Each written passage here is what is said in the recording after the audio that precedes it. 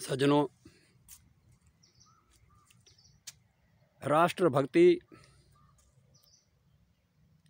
और परिवार भक्ति, राष्ट्रभक्ति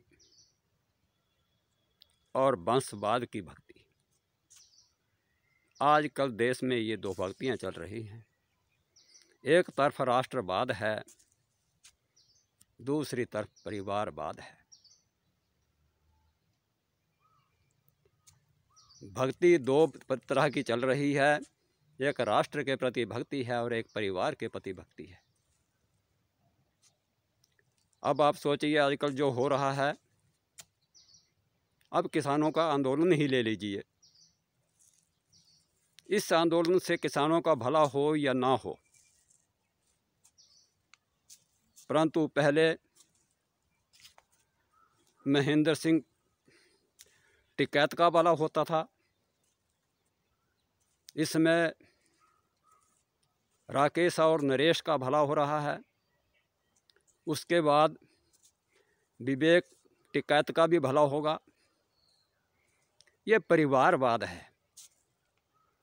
अरे आपके पास क्या कोई लीडर और नहीं है?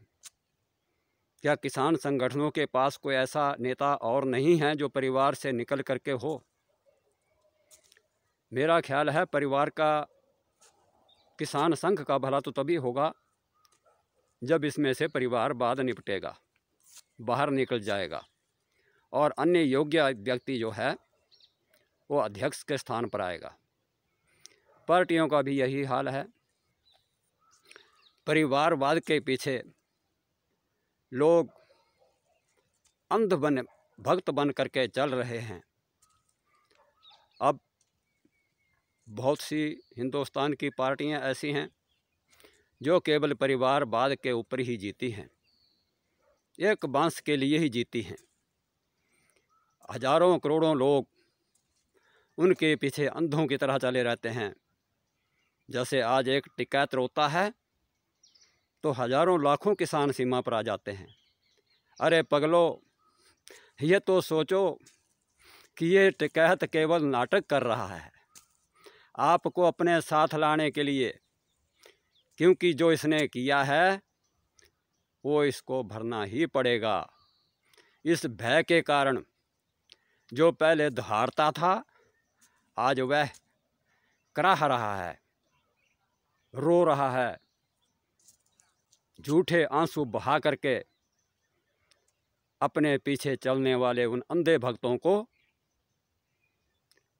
अपने पीछे आने के लिए, देश में दंगे फैलाने के लिए, सीमा पर इकट्ठे होने के लिए, लाठी चलाने के लिए उकसा रहा है। ये आपका भला नहीं कर सकता, इससे आपको बचना चाहिए।